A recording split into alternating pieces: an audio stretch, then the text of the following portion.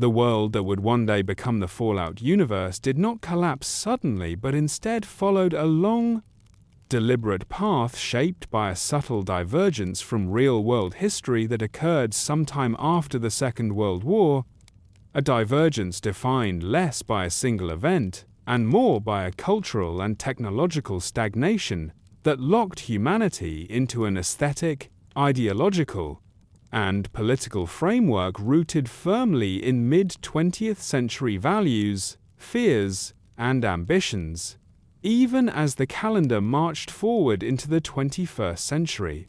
While transistors were invented and used, they never fully displaced vacuum tube technology, leading to bulky, power-hungry machines that nevertheless achieved extraordinary feats through brute force engineering rather than elegance or efficiency, resulting in a society where computers filled entire rooms, robots clanked with exposed servos and steel plating, and household appliances hummed with radioactive promise. This technological trajectory reflected a broader cultural inertia, as the optimism and paranoia of the post-war atomic age never faded, instead becoming permanently embedded in public consciousness, education, and governance, creating a world that believed utterly in progress while simultaneously preparing obsessively for annihilation. The United States emerged from the Second World War not merely victorious but ideologically dominant, embracing a vision of itself as the ultimate guarantor of freedom and prosperity.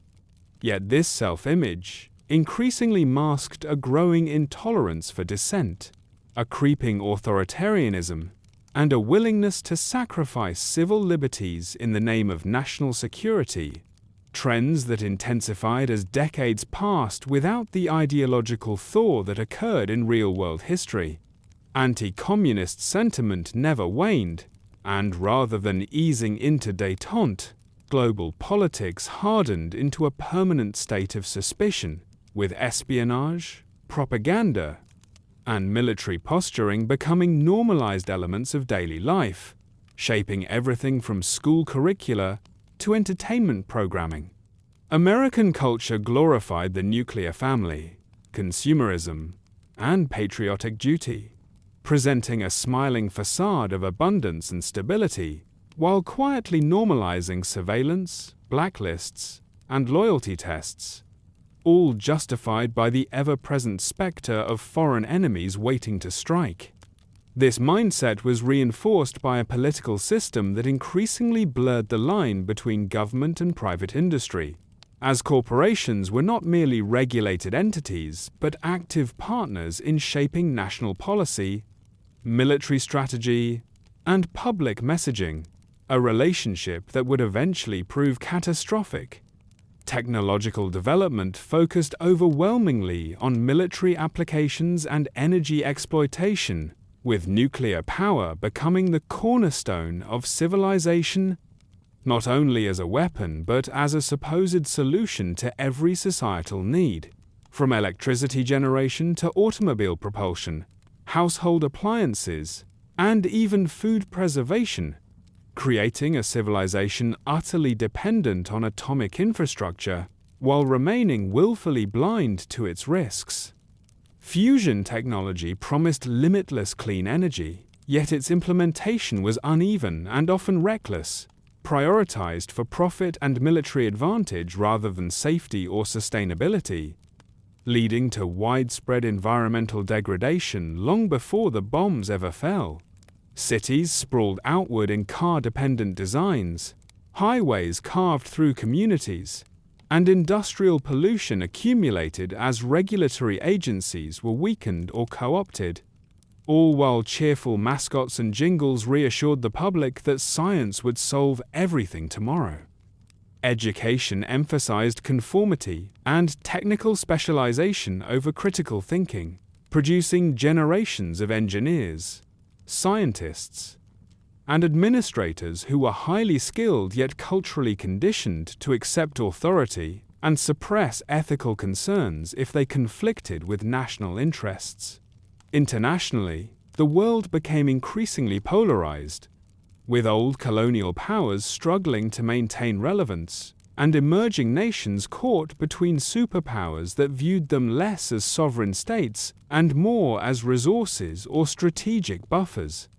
The United States and China emerged as the primary global rivals, each pursuing rapid industrialization and military expansion while accusing the other of ideological corruption and imperial ambition, a rivalry fueled not only by political ideology, but by an escalating competition for finite natural resources that the world was consuming at an unsustainable rate. Oil reserves dwindled, alternative energy sources failed to scale quickly enough, and global supply chains grew fragile as nations hoarded resources and imposed trade restrictions, exacerbating tensions and destabilizing economies. Rather than prompting cooperation, scarcity intensified nationalism, as governments framed resource competition as an existential struggle, convincing their populations that sacrifice and obedience were necessary for survival. In the United States, this translated into an expansion of federal authority, with emergency powers becoming permanent fixtures and the military gaining unprecedented influence over domestic policy, while dissenting voices were marginalized or silenced under the justification of unity. Media outlets functioned less as watchdogs and more as amplifiers of official narratives, blending entertainment with propaganda in a way that made it difficult for citizens to distinguish between genuine news and curated optimism. Advertising saturated every aspect of life, promoting products that promised safety, convenience, and status, while subtly reinforcing the idea that consumption itself was a patriotic act, an economic duty in service of national strength. Beneath this glossy surface, social inequality deepened as wealth concentrated among corporate executives, defense contractors, and political elites, while working-class communities faced stagnant wages, environmental hazards, and limited mobility, conditions that were largely ignored as long as the illusion of prosperity could be maintained. Rural areas were increasingly neglected, their resources extracted while their populations were offered little in return beyond recruitment posters and promises of honor. Scientific research became heavily classified, with entire fields operating behind layers of secrecy that prevented public scrutiny or ethical debate, fostering an environment where experimentation on human subjects, environmental manipulation, and psychological conditioning could occur with minimal oversight. This culture of secrecy extended into the political sphere, where decisions with global consequences were made by small, unaccountable groups insulated from democratic processes, justified by the belief that ordinary citizens could not be trusted with the truth. As decades passed, this system fed upon itself, creating a feedback loop where fear justified control, control enabled exploitation, and exploitation generated further instability, all while the outward symbols of Americana remained frozen in an idealized past that never truly existed. The result was a civilization that appeared confident and advanced, yet was fundamentally brittle, reliant on assumptions of endless growth and unquestioned authority that could not withstand the pressures building beneath the surface. By the early 21st century, the warning signs were everywhere, from resource shortages and proxy conflicts to increasingly aggressive rhetoric between world powers. Yet the dominant narrative insisted that technology and strength would prevail, that American ingenuity and resolve would overcome any obstacle as it always had. This belief was not merely optimism but dogma, reinforced by institutions that had a vested interest in maintaining the status quo, including corporations whose profits depended on continued consumption and governments whose legitimacy rested on projecting control. In this environment, the seeds of catastrophe were sown not by a single villain or conspiracy, but by a collective failure to adapt, question or change course, as humanity clung to familiar symbols and solutions even as the world they were meant to protect slipped closer to collapse. The divergence of history in the Fallout universe, therefore, was not a sharp turn, but a gradual narrowing of possibilities, a path where technological advancement outpaced moral and political evolution, where the lessons of past wars were remembered only superficially, stripped of their warnings, and reduced to slogans. This world, before the resource wars, was one of apparent stability masking profound vulnerability, a society so focused on preserving its image of strength and prosperity that it ignored the structural weaknesses threatening its survival, weaknesses that would soon be exposed by scarcity, conflict, and the relentless momentum of choices already made. By the time the Fallout universe approached the brink of global catastrophe, corporate power had become so deeply entwined with governance, military planning, and daily life that it was no longer possible to draw a meaningful distinction between private enterprise and the state, as corporations evolved from profit-seeking entities into quasi-sovereign forces that shaped ideology, policy, and even the definition of citizenship itself. In the United States, this transformation was driven by a culture that equated economic success with moral virtue, and framed corporate growth as synonymous with national strength, allowing companies to accumulate influence with minimal resistance, as long as they presented themselves as patriotic contributors to security and prosperity. Consumer culture became the primary mechanism through which this ideology was reinforced, saturating society with advertisements that promised safety, happiness, and identity through ownership, while subtly training the population to accept corporate authority as benevolent and inevitable. Products were no longer merely tools or luxuries, but symbols of belonging and reassurance in an increasingly unstable world. With nuclear-powered cars, household reactors, and automated servants marketed not only as conveniences, but as safeguards against uncertainty. This consumerist narrative was carefully curated to distract from the mounting crises of resource scarcity, environmental damage, and geopolitical tension, presenting a vision of abundance that grew increasingly detached from material reality. Corporations exploited this disconnect by positioning themselves as problem solvers, offering technological fixes to issues they often helped create, thereby justifying further expansion and deeper integration into public life. Among these entities, none exemplified this dynamic more completely than Vault-Tec Corporation, whose rise was not an anomaly, but the logical culmination of decades of corporate normalization within the structures of power. Vault-Tec initially presented itself as a civil defense contractor, capitalizing on widespread fear of nuclear war by proposing a network of underground shelters designed to preserve American citizens in the event of atomic catastrophe, an idea that resonated strongly with a population conditioned to expect both progress and annihilation as parallel outcomes of modern life.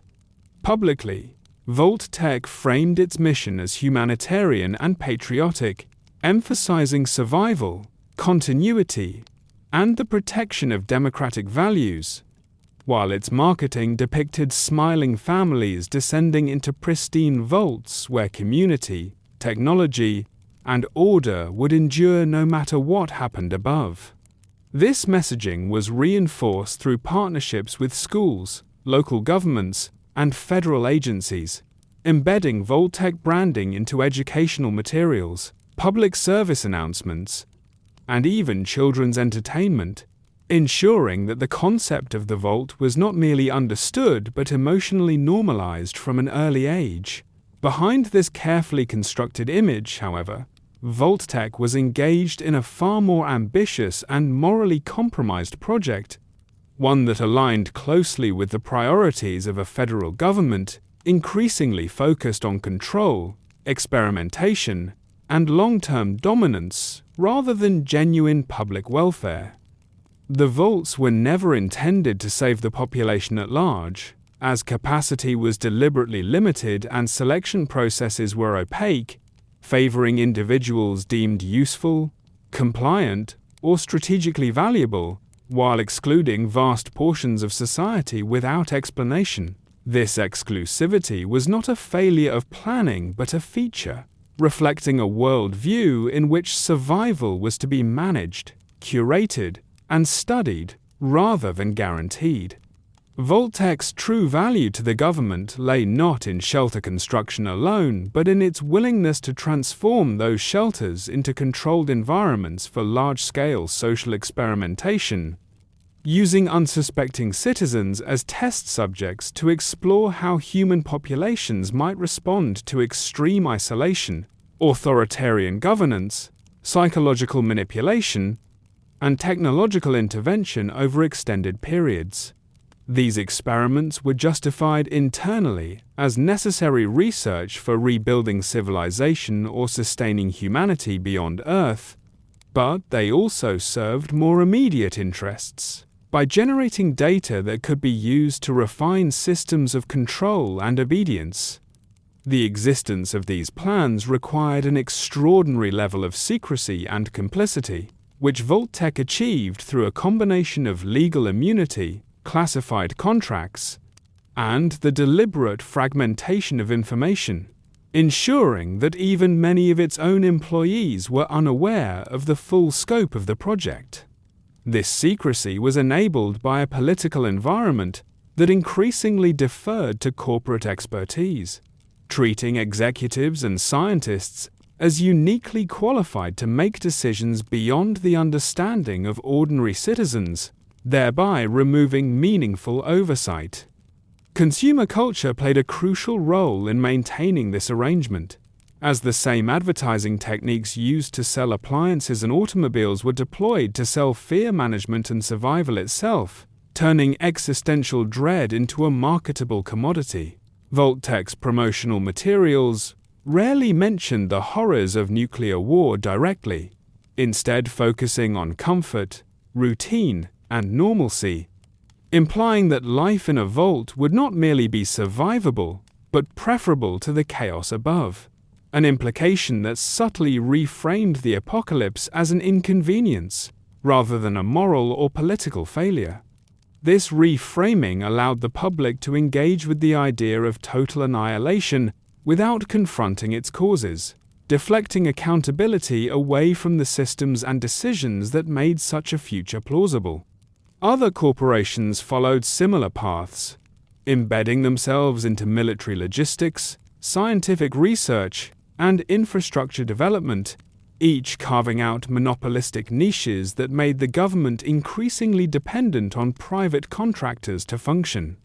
Defense manufacturers produced power armor, energy weapons, and robotics not only for warfare but for domestic policing and industrial labor, blurring the line between civilian and military applications, and normalizing the presence of heavily armed machines in everyday spaces.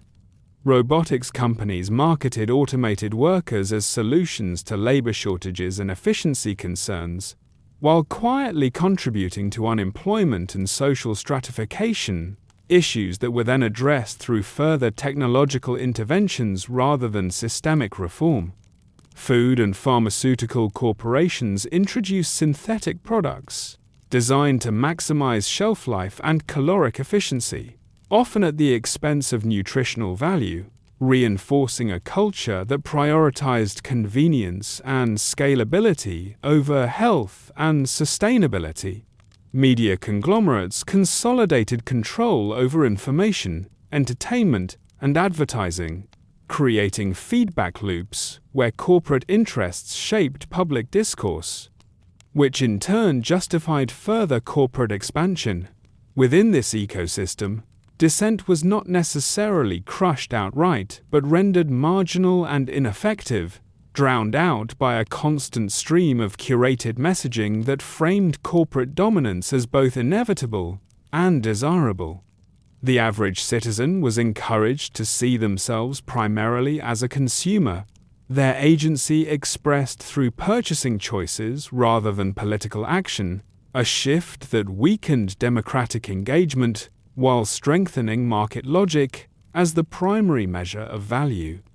Vault-Tec's integration into this system was particularly insidious because it exploited the most fundamental human instinct, the desire to survive, transforming it into a product that could be bought, regulated, and ultimately weaponized.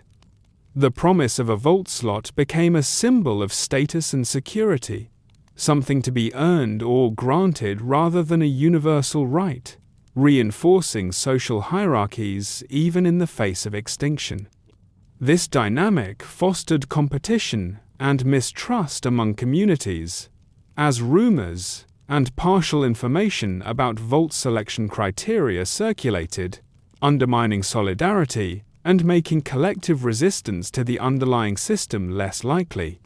By positioning itself as the gatekeeper to the future, Vault-Tec gained leverage not only over individuals but over the government itself, as officials became invested in the success of the Vault program, as both a political shield and a contingency plan. This mutual dependence created a closed loop of justification.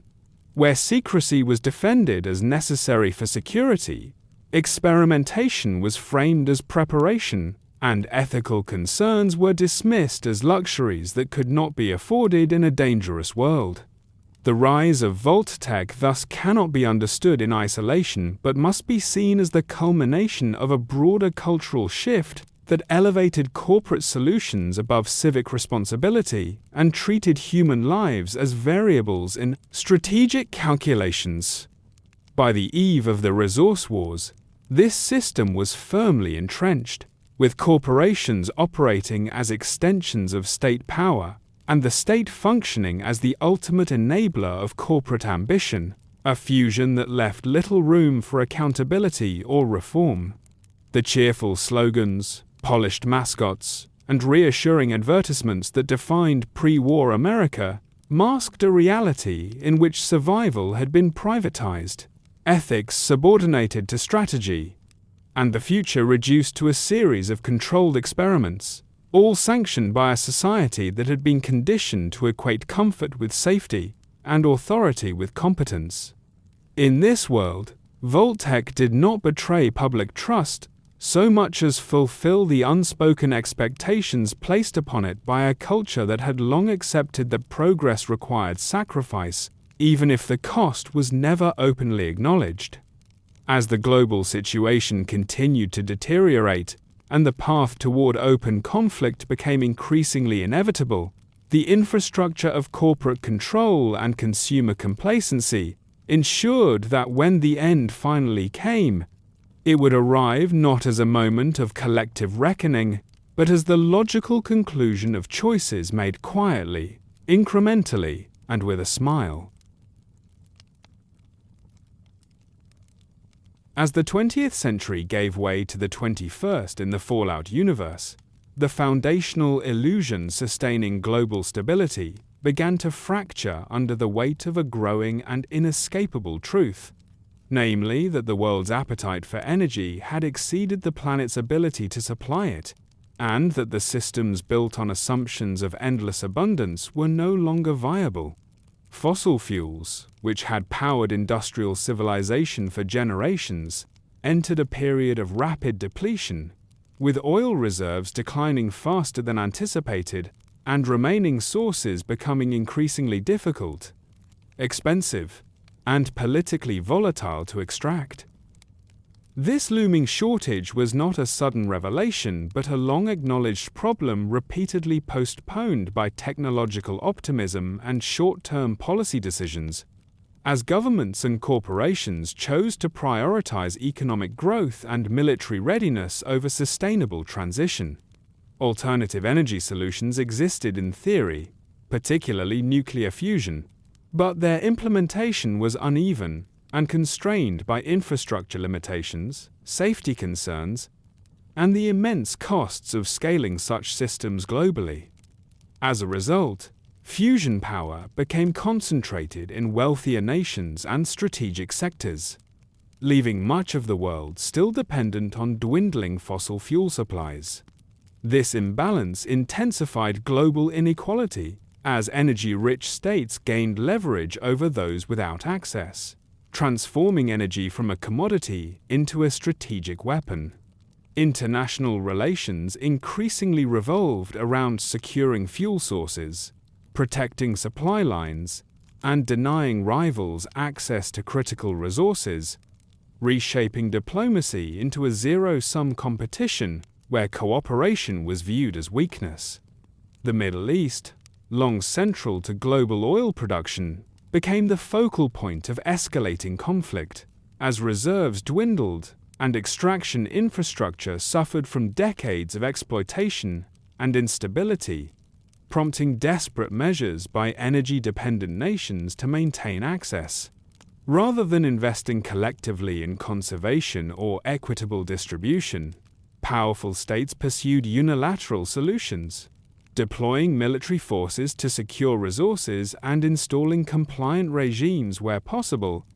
actions that further destabilized already fragile regions. Europe, heavily reliant on imported energy, faced economic contraction and political unrest as fuel shortages disrupted industry and transportation, leading to rationing, strikes, and the erosion of public trust in governments unable to maintain basic standards of living.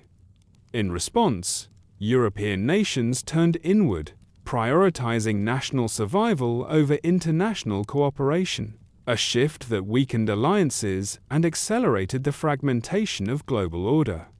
Asia experienced its own crises, particularly as China's rapid industrial expansion collided with resource scarcity, creating internal pressure to secure energy supplies sufficient to sustain its population and economic ambitions.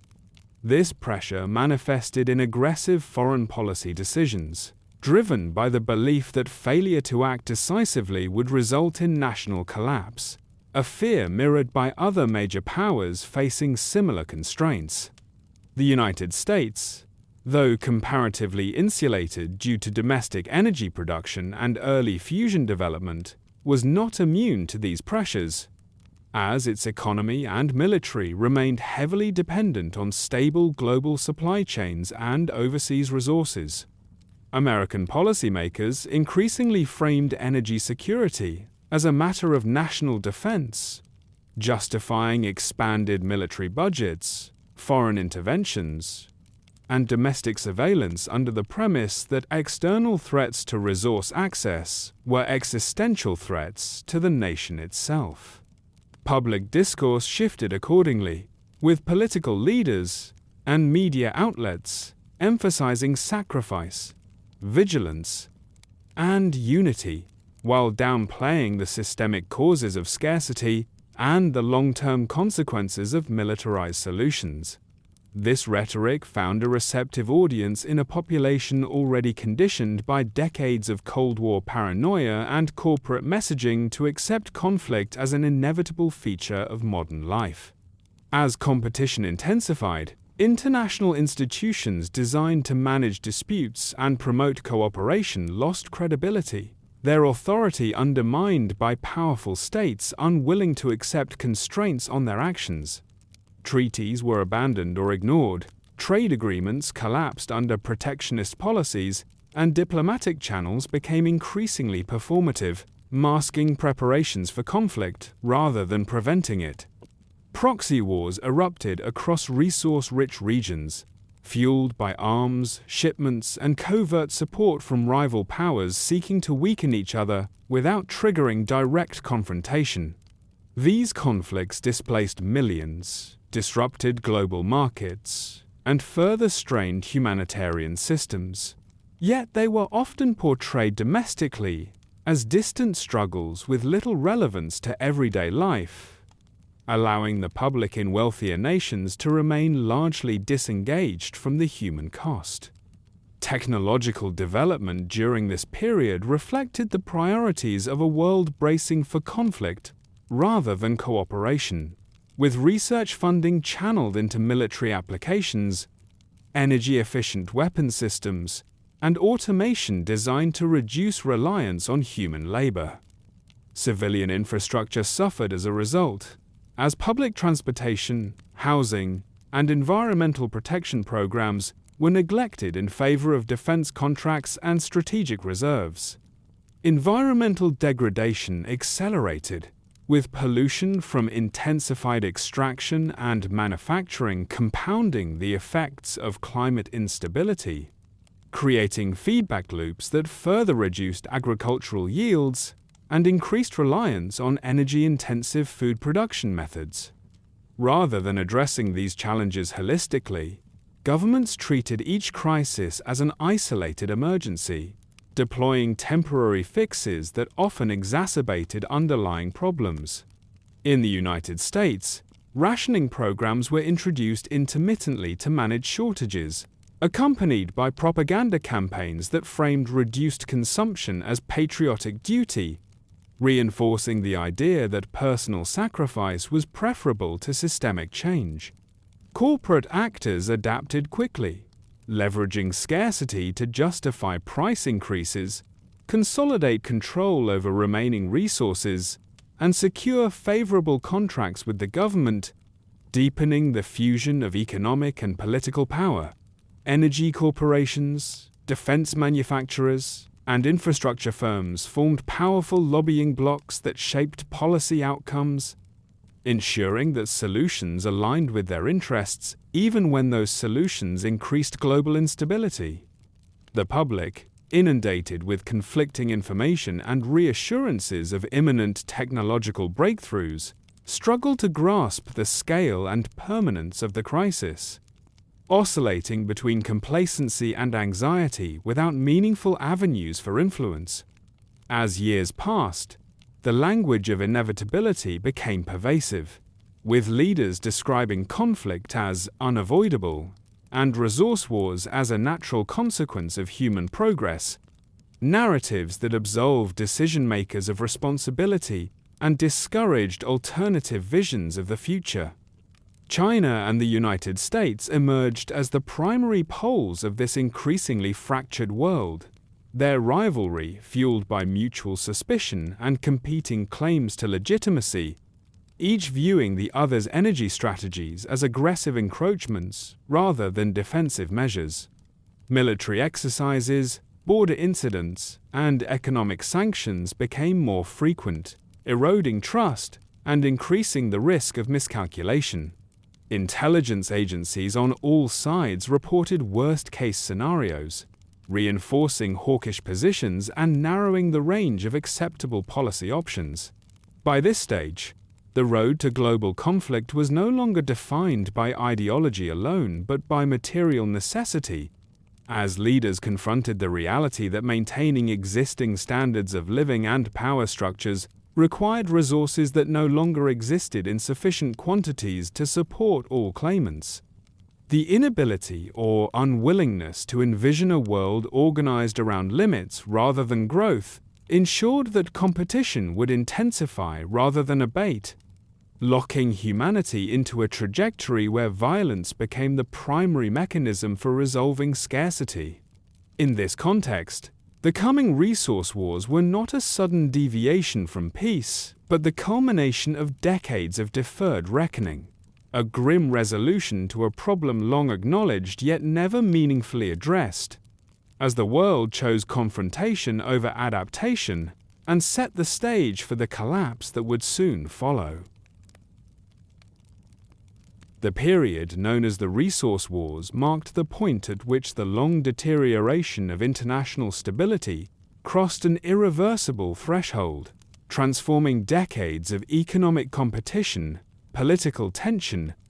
and militarized posturing into open, sustained conflict that shattered the global order and dismantled the illusion that modern civilization could manage scarcity without violence. As energy reserves continued to dwindle and diplomatic mechanisms failed to produce meaningful cooperation, nations increasingly abandoned multilateral frameworks in favor of unilateral action, redefining survival as a zero-sum struggle in which the security of one state could only be guaranteed at the expense of another. The earlier stages of the resource wars were characterized not by a single declared global conflict, but by a series of interconnected regional wars, trade collapses, and military interventions that collectively eroded the foundations of international law and trust. In the Middle East, the final exhaustion of major oil reserves destabilized governments whose legitimacy depended on energy revenue, triggering internal unrest that quickly spilled across borders as neighboring states and foreign powers intervened to secure remaining infrastructure. Oil fields, refineries, and shipping routes became primary military objectives, and civilian populations were routinely displaced or ignored as strategic assets were seized and defended, accelerating humanitarian crises on a scale the international community was no longer capable of addressing. Europe, already weakened by energy dependence and economic contraction, descended into chaos as access to Middle Eastern oil collapsed, forcing nations to compete violently for alternative sources and sparking conflicts over borders, pipelines, and reserves that had once seemed marginal. The European Commonwealth, formed as a last attempt to consolidate resources and coordinate defense, quickly devolved into infighting as member states prioritized national survival over collective responsibility, leading to armed clashes between former allies and the effective dissolution of pan-European unity. Infrastructure crumbled under the strain of war and neglect, supply chains failed, and governments imposed harsh rationing measures that fueled civil unrest, further destabilizing the continent. As European nations turned inward, their global influence collapsed, removing a critical counterbalance in international politics, and leaving a power vacuum that intensified rivalry elsewhere. In Asia, the resource wars intersected directly with China's strategic anxieties, as the nation faced the dual pressures of sustaining its massive population and maintaining industrial output amid shrinking energy supplies. China's leadership concluded that access to resources was inseparable from national survival, a belief that justified increasingly aggressive policies aimed at securing energy-rich territories and supply routes, particularly in the Pacific and Arctic regions. These actions heightened tensions with the United States, which interpreted Chinese expansion as a direct threat to its own security and global influence, reinforcing a cycle of escalation driven by mutual fear and worst-case assumptions. While open war between the two superpowers had not yet erupted, their indirect confrontations shaped the global battlefield, as each supported opposing sides in regional conflicts, supplied arms, and conducted covert operations to undermine the other's access to resources. Smaller nations found themselves caught between these forces, pressured to align with one power or the other in exchange for protection or aid, a dynamic that stripped them of meaningful sovereignty and turned their territories into contested zones. The concept of neutrality became increasingly untenable, as even states that attempted to remain independent faced economic isolation or military coercion, demonstrating that the resource wars were as much about enforcing dependency as they were about acquiring resources. Across the world, the breakdown of global trade accelerated the collapse of civilian economies, as shipping lanes were disrupted, currencies destabilized, and essential goods became scarce, eroding public confidence in institutions that could no longer provide basic security. Governments responded with emergency powers that suspended civil liberties, nationalized industries, and centralized control over production and distribution. Measures framed as temporary necessities but which quickly became permanent features of wartime governance. These policies further entrenched authoritarian practices, as dissent was equated with sabotage and protest with treason,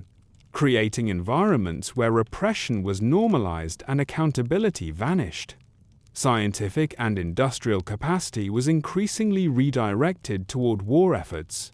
prioritizing weapons development, logistics, and resource extraction over civilian needs, resulting in declining living standards even in nations not directly experiencing combat.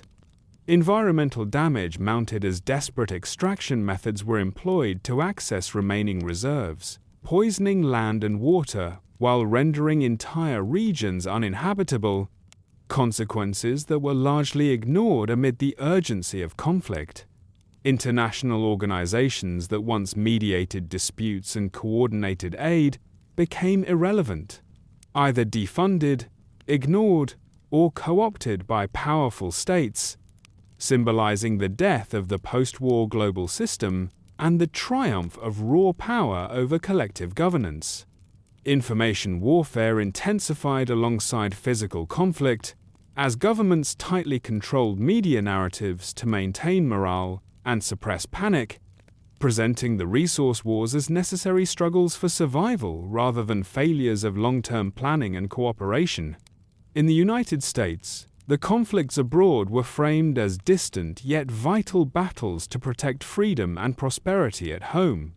justifying increased military spending and deeper involvement in foreign theaters, while masking the domestic consequences of prolonged war. China similarly portrayed its actions as defensive measures against encirclement and deprivation, reinforcing nationalist sentiment and suppressing internal dissent in the name of unity. As years passed, the cumulative effects of the resource wars became impossible to contain, as the constant strain of mobilization exhausted economies, depleted stockpiles,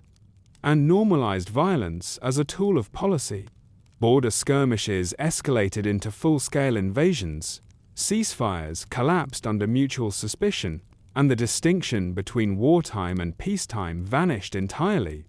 leaving societies locked in a permanent state of emergency. Technological escalation followed, as conventional weapons proved insufficient to secure decisive victories in an increasingly resource-starved world,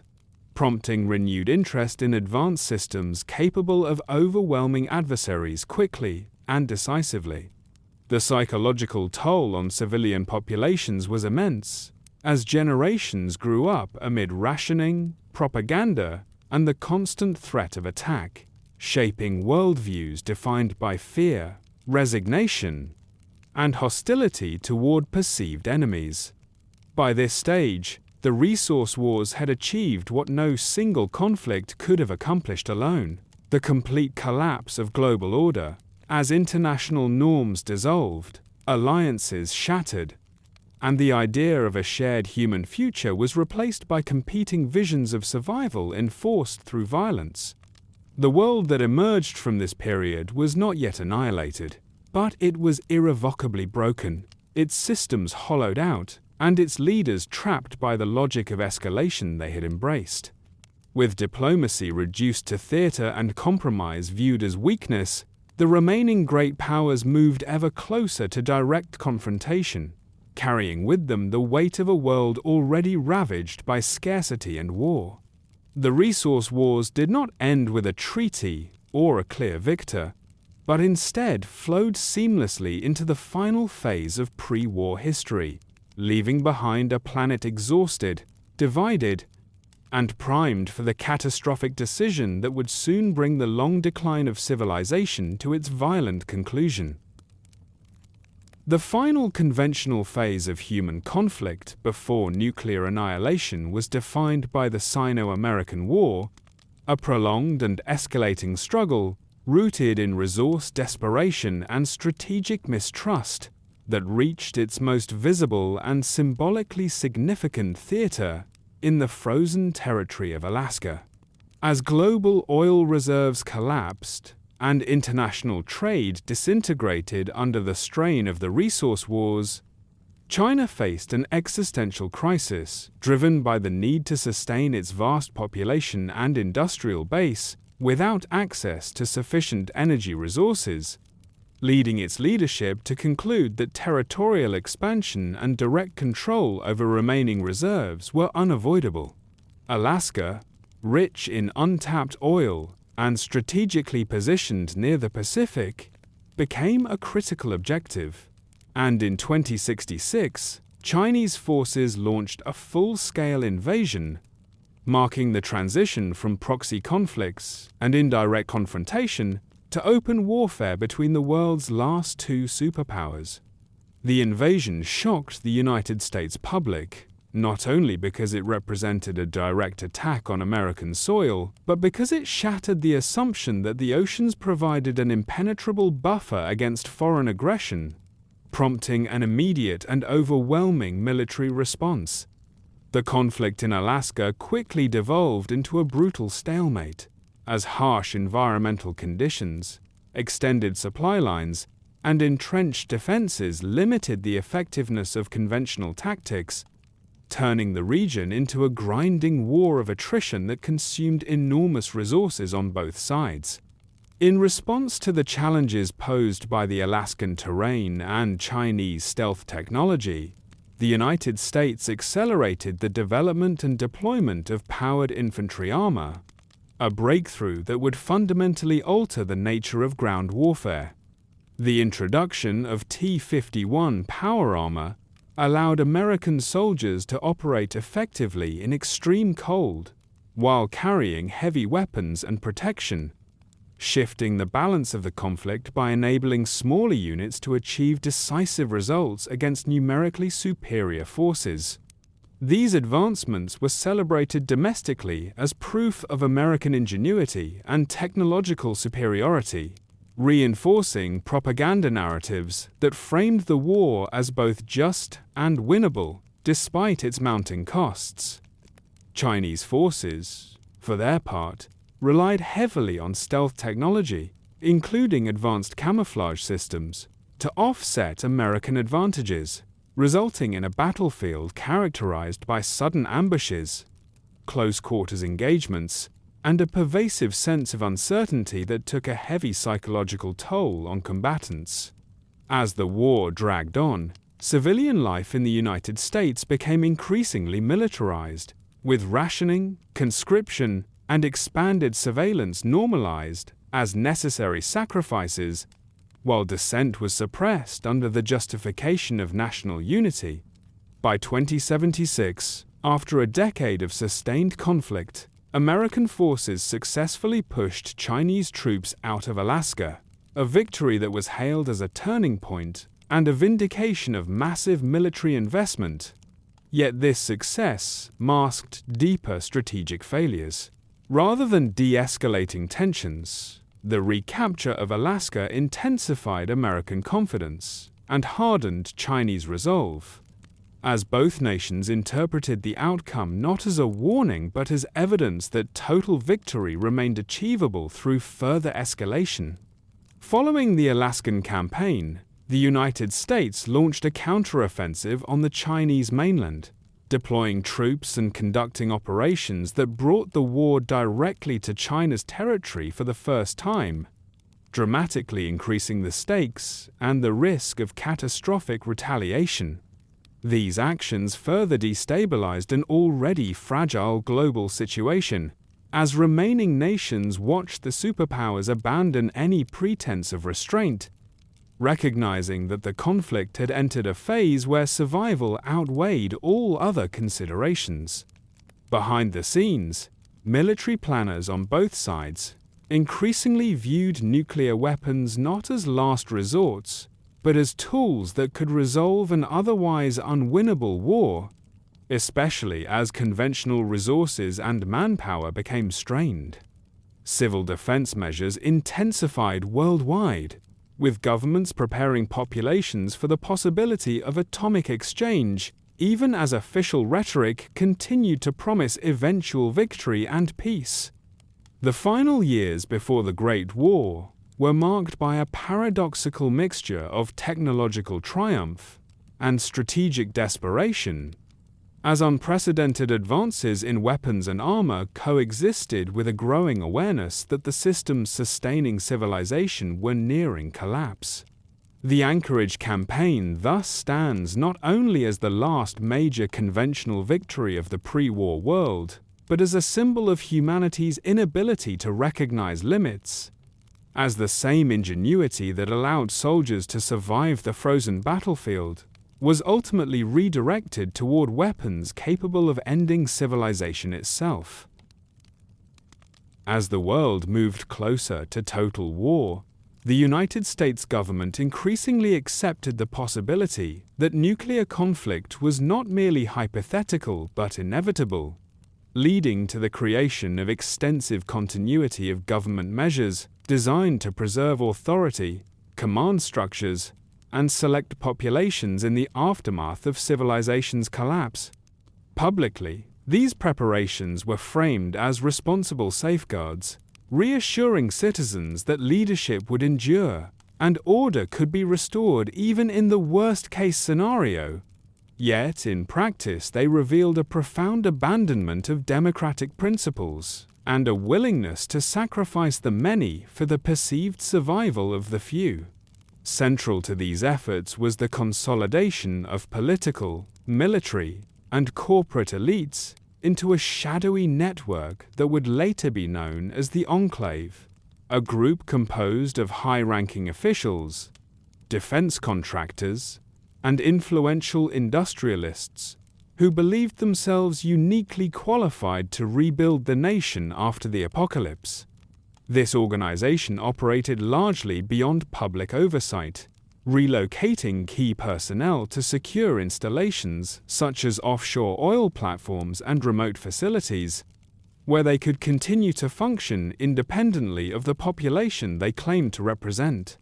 The existence of these programs underscored a growing belief among those in power that the American people were no longer participants in governance, but variables to be managed. A mindset that shaped a series of secret initiatives whose ethical boundaries were defined solely by strategic utility. Scientific research during this period was increasingly conducted under strict classification, allowing projects with profound moral implications to proceed without accountability, among them the development and refinement of the forced evolutionary virus. Originally conceived as a means of enhancing human resilience against biological warfare, the virus became a tool for experimentation aimed at creating soldiers capable of surviving extreme conditions, reflecting a broader trend in which human enhancement and manipulation were pursued, with little regard for individual autonomy or consent. Test subjects were often drawn from marginalized populations, prisoners, or isolated communities, their suffering obscured by layers of secrecy and justified by appeals to national survival. Intelligence agencies expanded their reach domestically and abroad, conducting surveillance, psychological operations, and covert actions that blurred the line between defense and oppression, as fear of espionage and subversion was used to legitimize pervasive monitoring of the civilian population. Political dissent was increasingly conflated with disloyalty, and emergency powers granted during periods of crisis were rarely relinquished, creating a permanent state of exception in which constitutional protections existed largely in name. These measures were reinforced by a propaganda apparatus that emphasized unity and sacrifice, while discouraging scrutiny of government actions, ensuring that most citizens remained unaware of the full extent of the programs conducted in their name. Vault-Tec Corporation played a crucial role within this framework,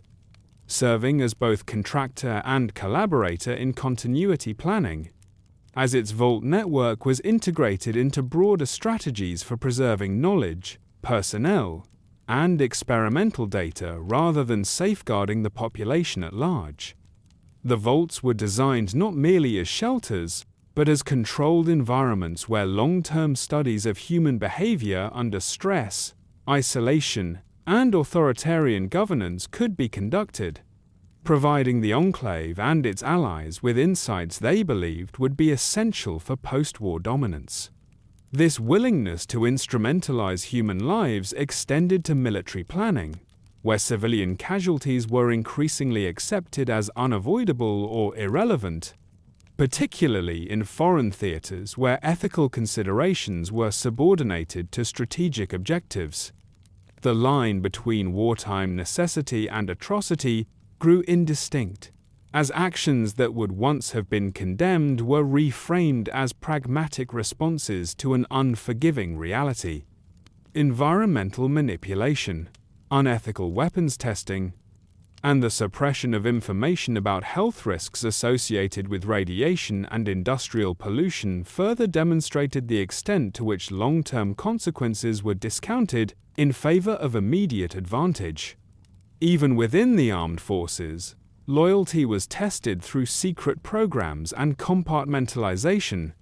ensuring that only a select few understood the broader picture, while the majority followed orders without full knowledge of their implications. This culture of secrecy and obedience created an environment in which moral responsibility was diffused, making it easier for individuals to participate in or ignore actions that contradicted professed national values. As nuclear war loomed ever closer, the paradox of these preparations became increasingly apparent, as the very measures intended to preserve the nation hollowed out the principles that had once defined it. The continuity of government plans assumed a world in which authority could be reasserted through technology, control, and selective survival,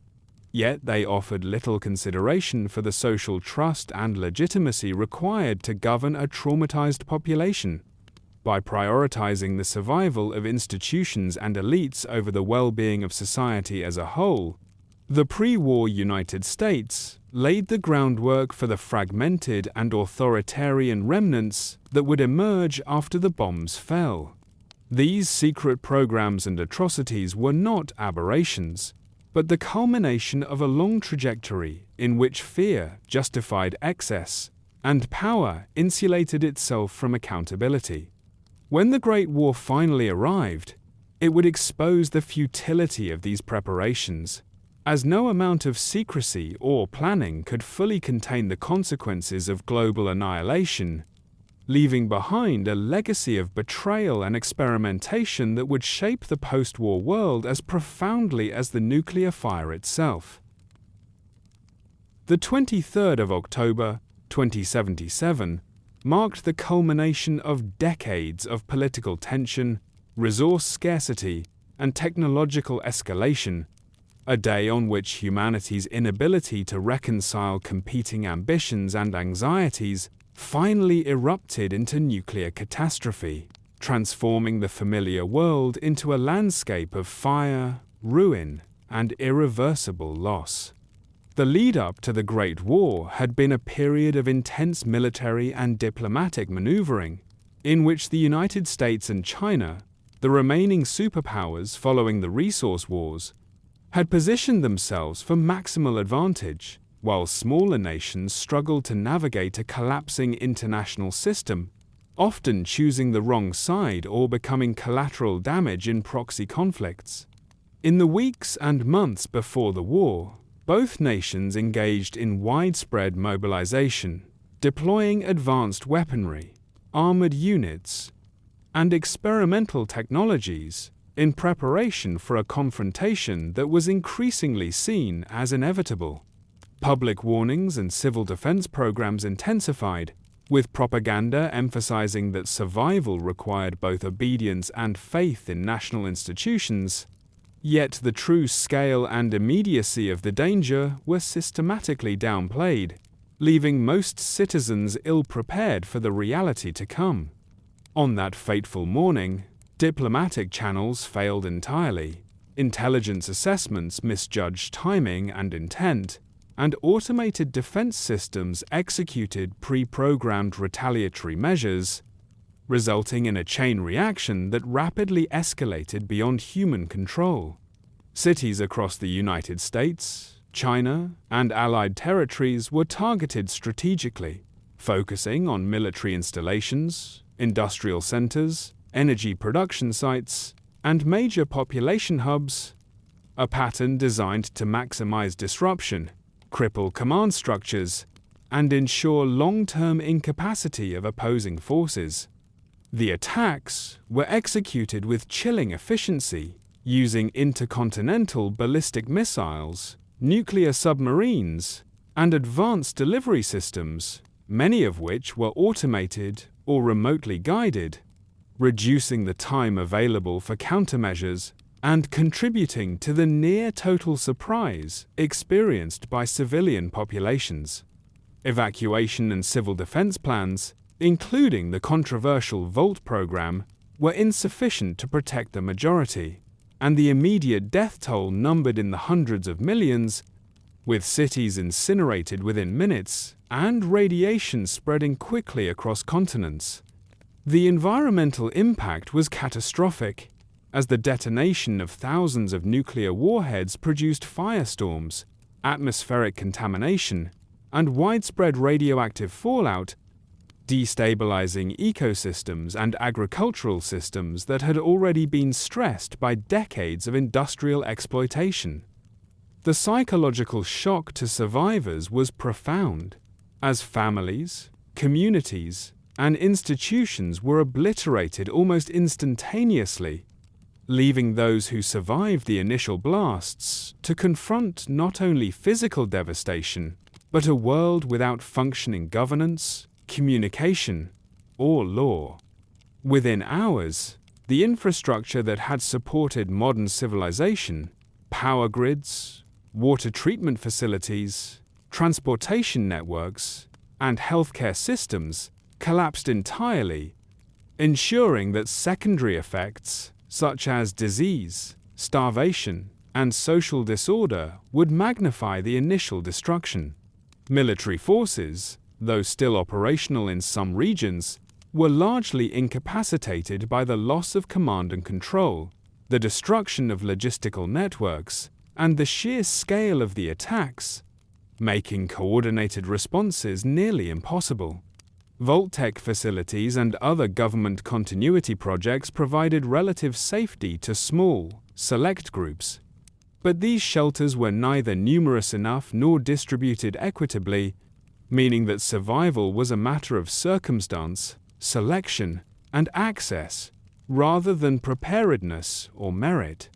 The global economy, already weakened by resource shortages and conflict, ceased to function, erasing financial systems, trade networks, and currency value, leaving survivors to rely on barter,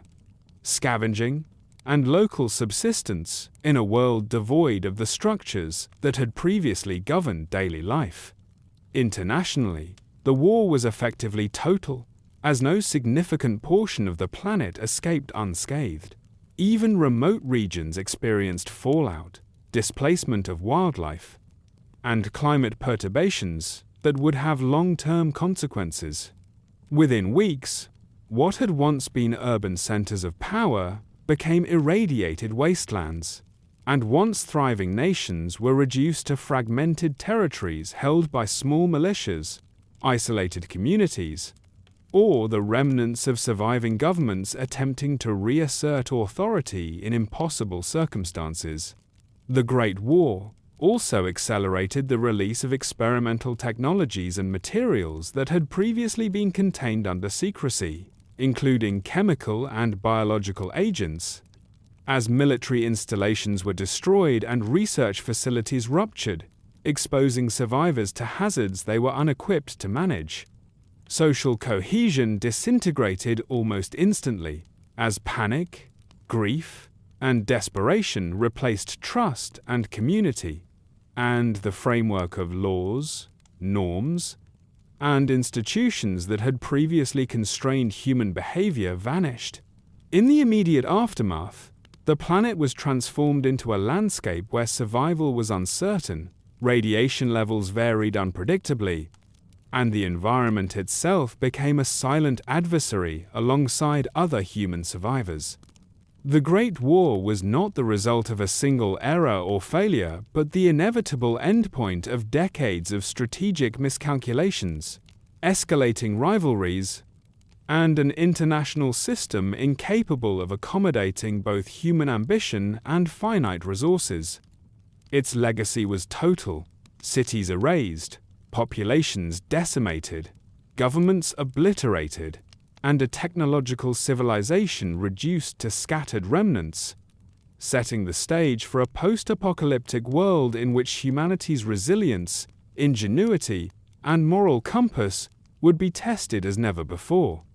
The events of the 23rd of October 2077 thus represent not just a historical moment, but a defining rupture, a point at which the trajectory of civilization shifted irreversibly, leaving behind a wasteland whose scars would persist for centuries and whose consequences would define the culture, politics, and survival strategies of every society that emerged from the ashes. In the immediate years following the Great War, the world descended into a chaos unprecedented in human history, a period in which the surviving remnants of civilization struggled not only against the physical devastation wrought by thousands of nuclear detonations, but also against the cascading societal, environmental, and psychological consequences that ensured survival would be precarious at best. The initial moments after the bombs fell saw cities reduced to ash and rubble, with entire metropolitan populations obliterated in minutes, leaving behind landscapes of smoldering ruins where infrastructure, housing, and essential services had ceased to exist entirely.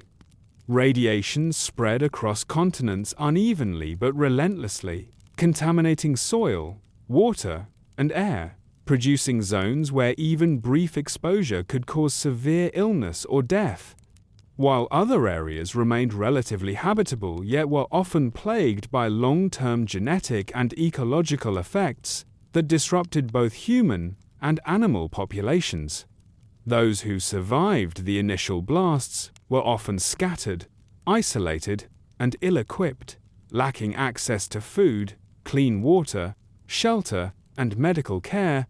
forcing individuals and small groups to adapt quickly to a new and unpredictable reality.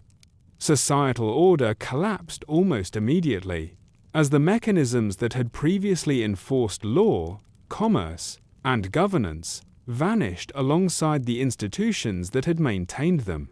What remained were localized communities, sometimes organized for mutual protection and subsistence, but often fragmented by fear, desperation,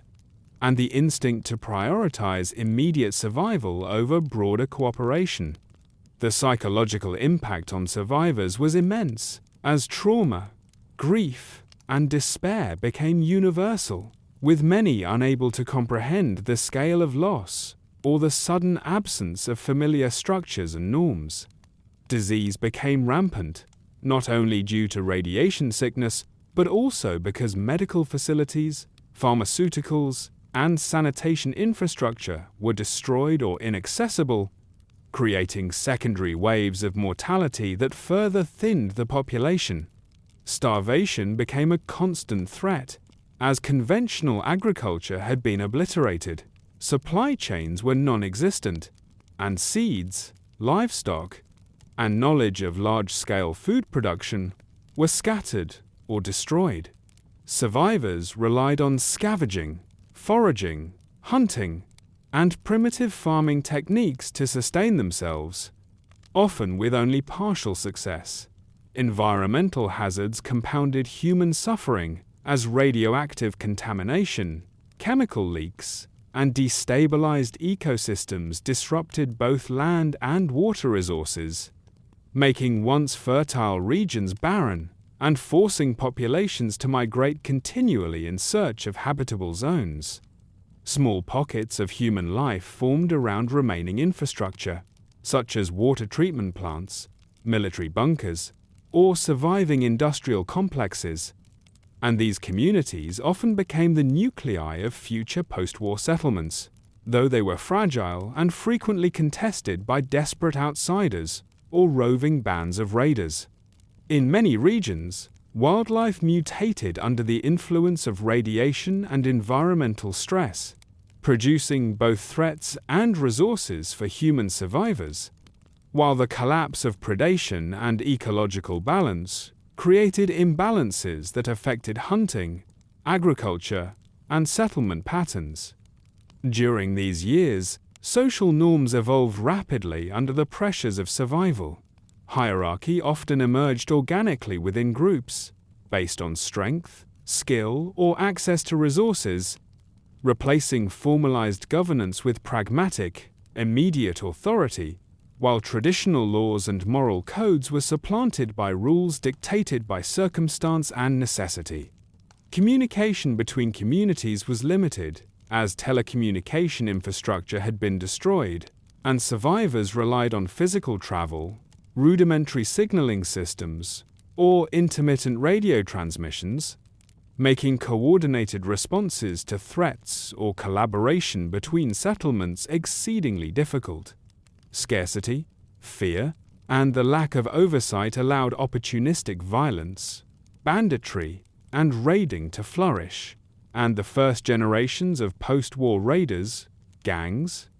and warlords emerged during this period, exploiting both the chaos and the absence of centralized enforcement to claim territory, resources, and power. At the same time, remnants of pre-war government and military forces attempted to reassert control where possible, though these efforts were fragmented and often short-lived, and the surviving bureaucratic structures were largely unable to provide meaningful aid or maintain legitimacy in the eyes of traumatized populations. Vaults that had sealed before the Great War began to function as controlled refuges, providing isolated groups with access to relatively safe living conditions, supplies, and rudimentary social order,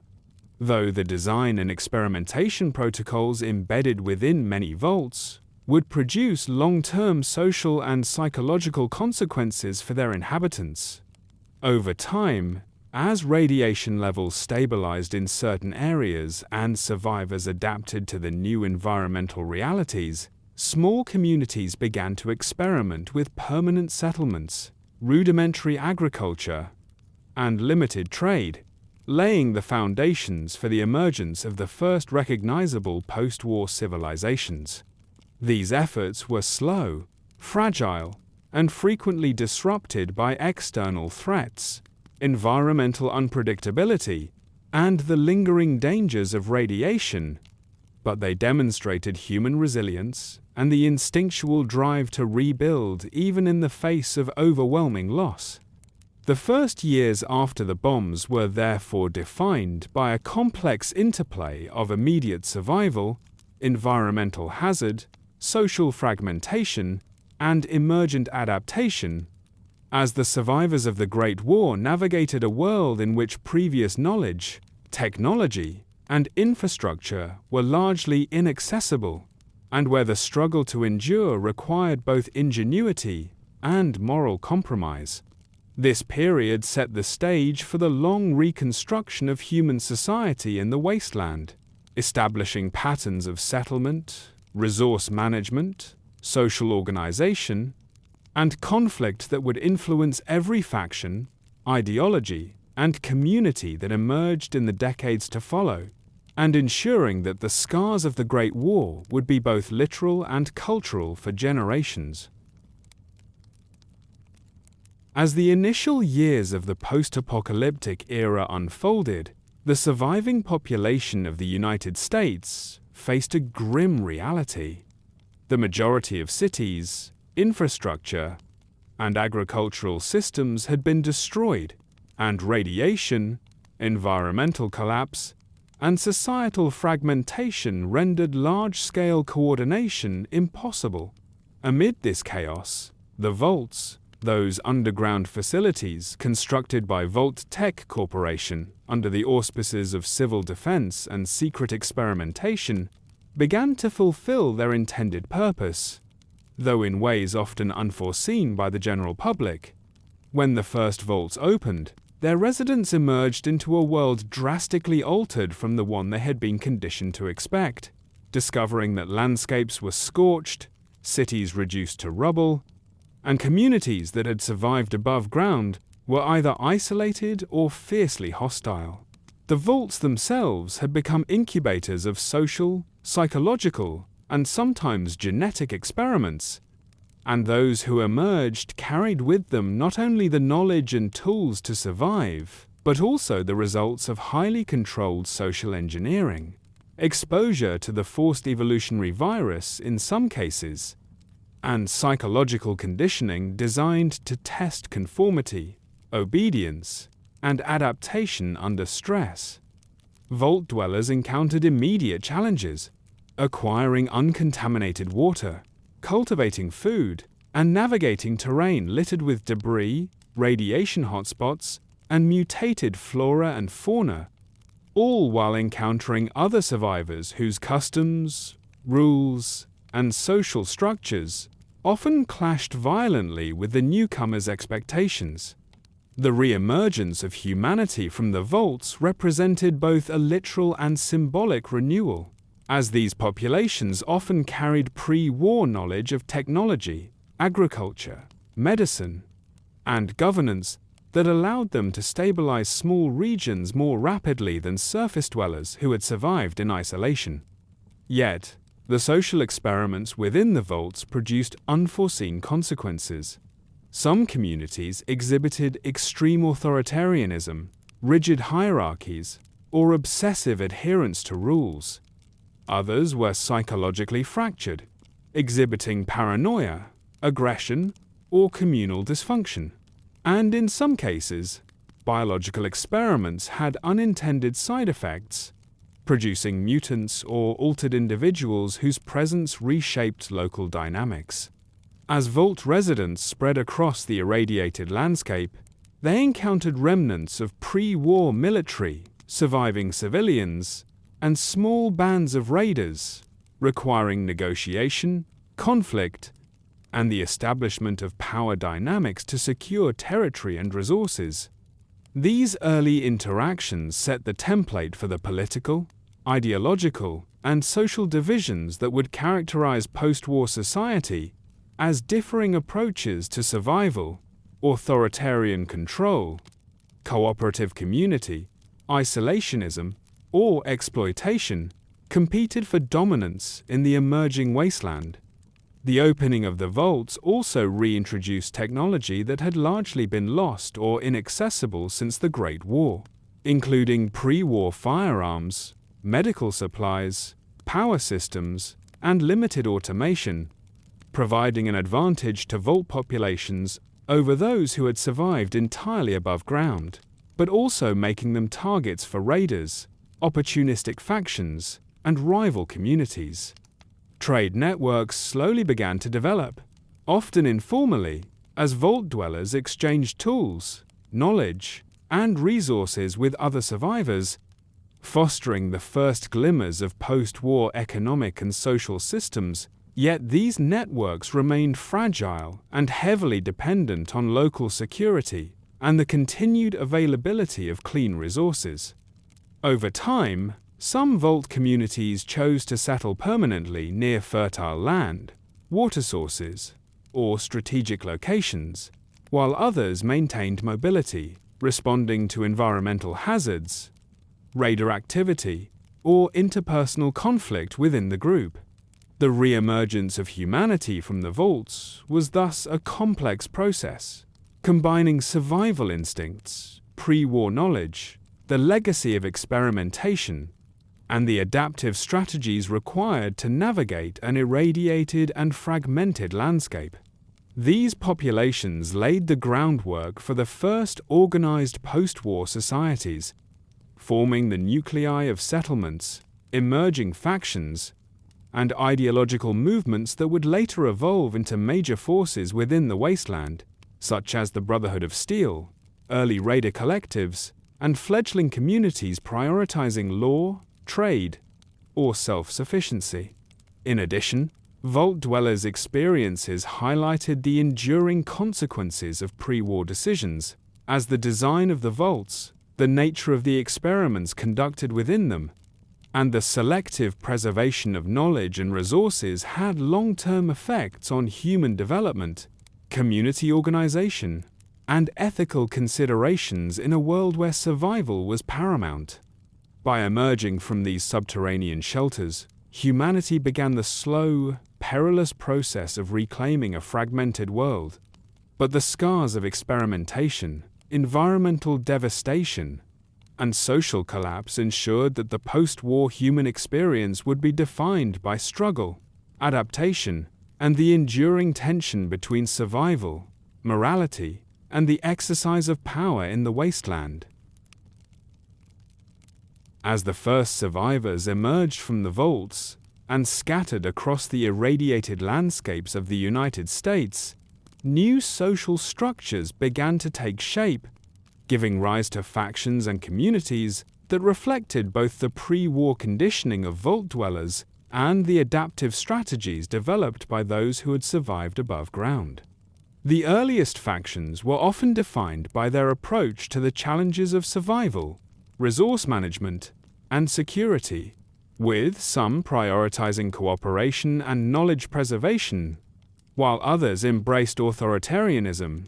raiding, or ideological zeal as mechanisms to assert control and ensure continuity. Among the most prominent early post-war organizations was the Brotherhood of Steel, formed from remnants of pre-war military personnel and technologically literate survivors who sought to collect, preserve, and protect advanced technology, believing that misuse of such knowledge had been a primary cause of humanity's near extinction.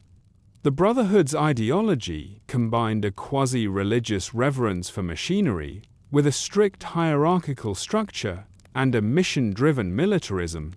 reflecting both the discipline of their pre-war backgrounds and a moral imperative to prevent technology from causing further societal collapse.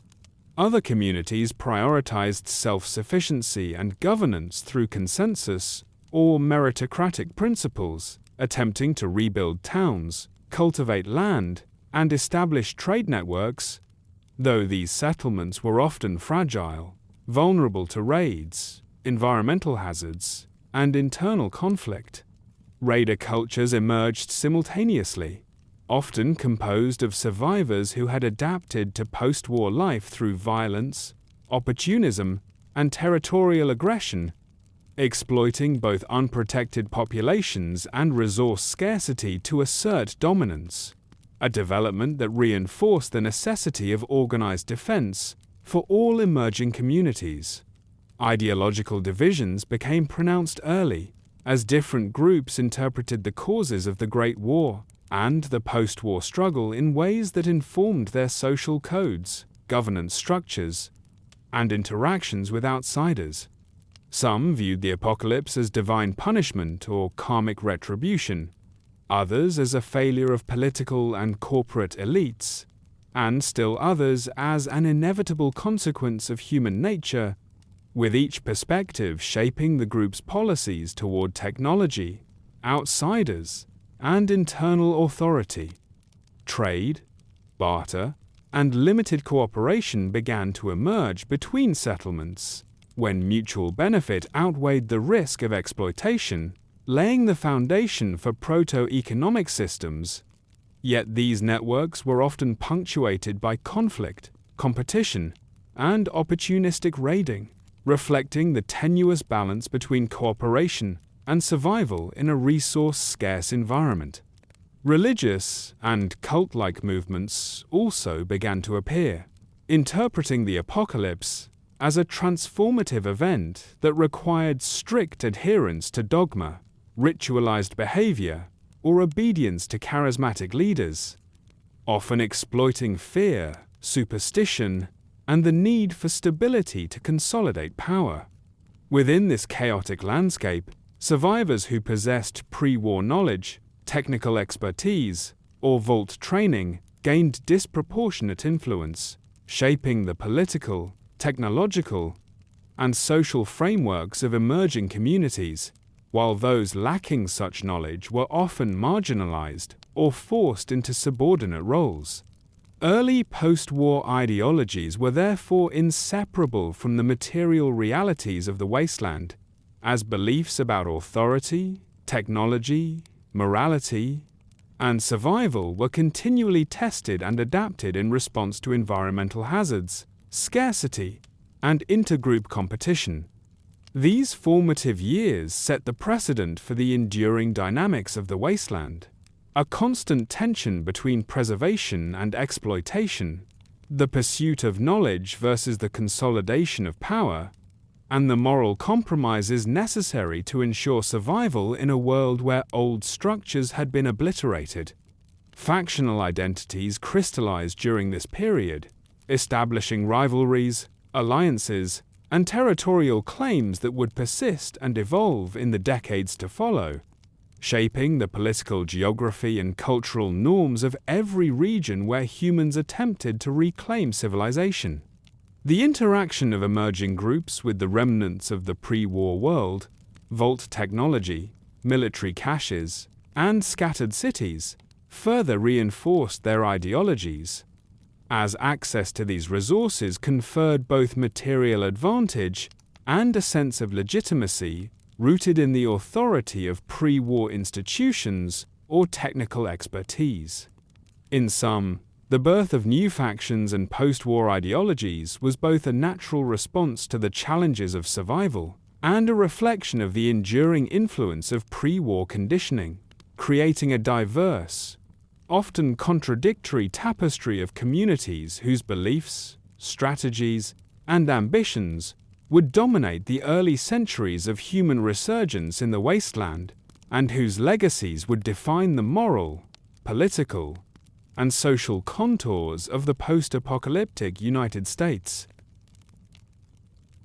In the decades following the Great War, the western regions of the former United States became a mosaic of emerging powers, each shaped by the resources at their disposal, the survival strategies of their founders,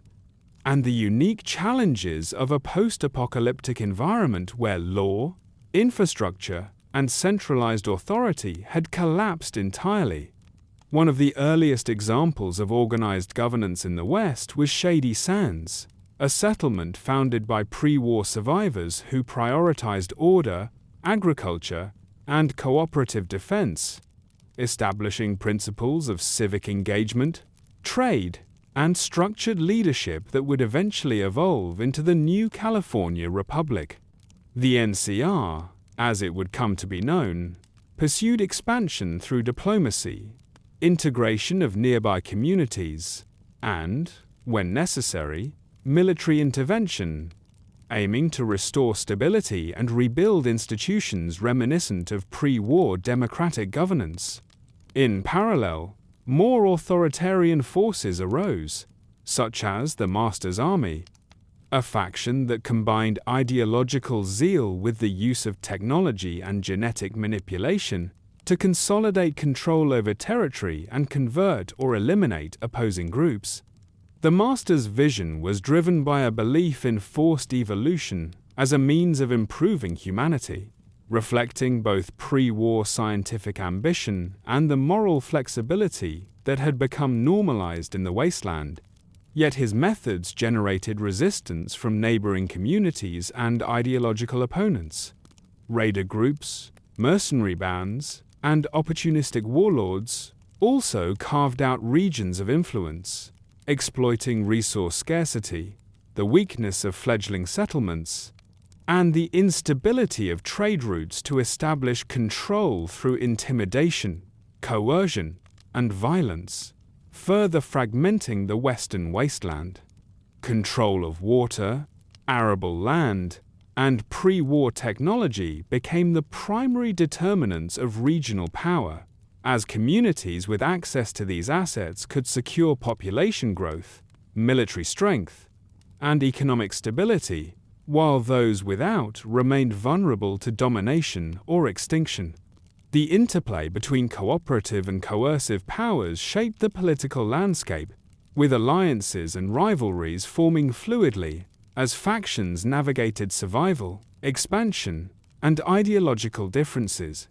Trade caravans, scavenging expeditions, and primitive communication networks became lifelines linking settlements, facilitating the exchange of food, weapons, knowledge, and manpower.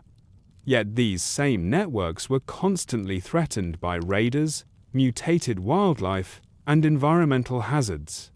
Military innovation and the use of salvaged pre-war technology gave certain factions significant advantages, enabling them to enforce territorial claims, project power, and defend resources, often creating asymmetries that fueled both envy and conflict. Ideology played a critical role in legitimizing authority. Groups like the NCR emphasized law, governance, and civic duty, while others relied on charismatic leadership,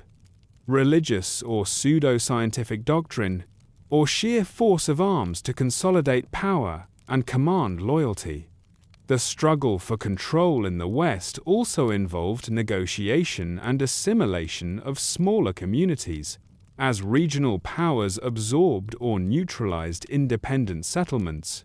spreading their political and cultural influence across territories that had previously been ungoverned.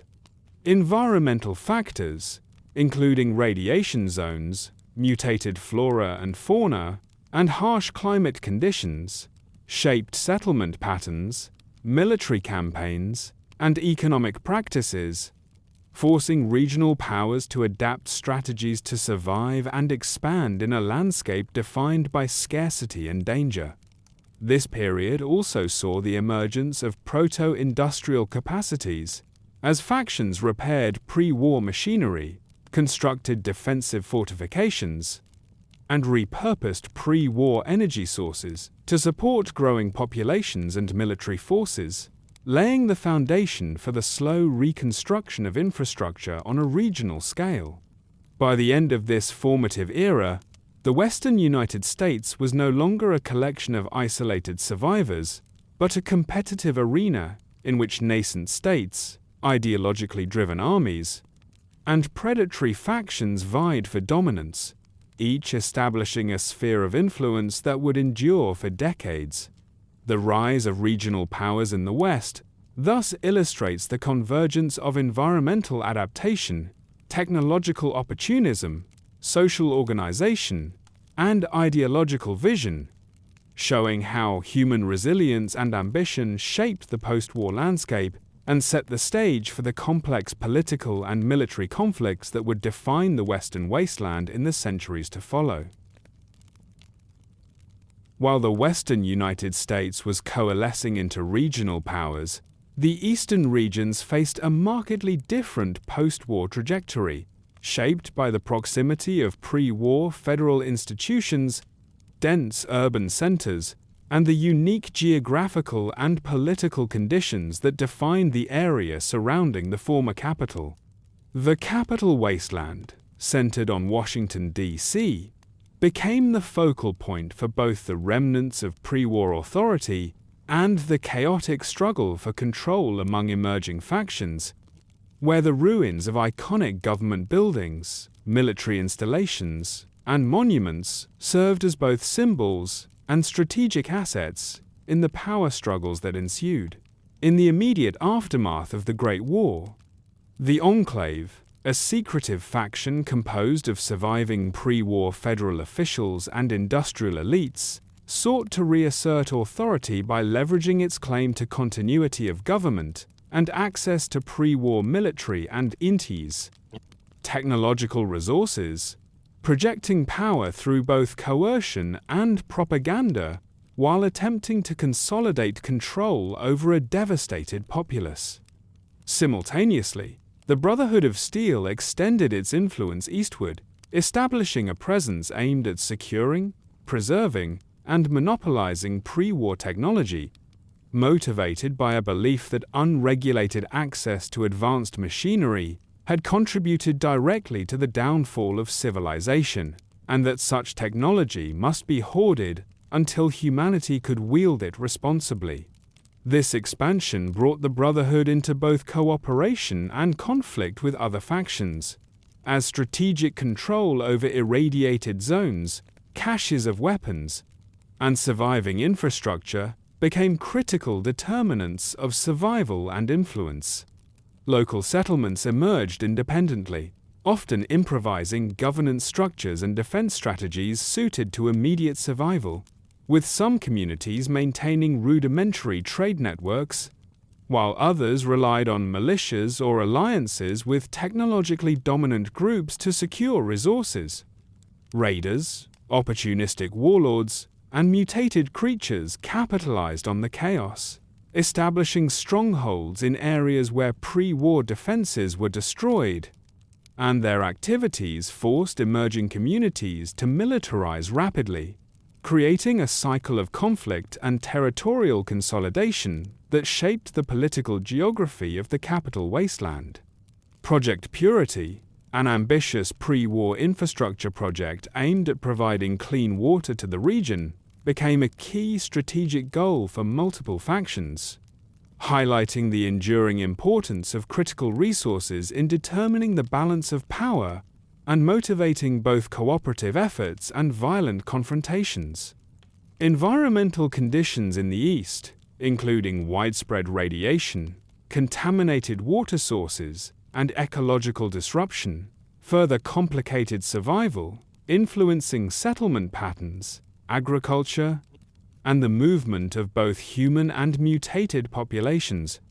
Ideologically, the East developed a complex tapestry of belief systems and governance models, ranging from technocratic authoritarianism exemplified by the Enclave, to militaristic but quasi-religious oversight by the Brotherhood, to decentralized democratic or communal systems in independent settlements, all of which were shaped by pre-war conditioning and immediate post-war necessity.